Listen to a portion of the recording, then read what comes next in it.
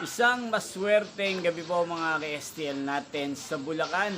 Narito na po ang mga numerong nanalo sa STL Bulacan ngayong gabi nito, July 26, 2026, 8 p.m. Third draw result yan. Kitang-kita nyo na po ngayon sa screen ng inyong cellphone ang mga numerong nanalo sa STL Bulacan. In exact order po yan.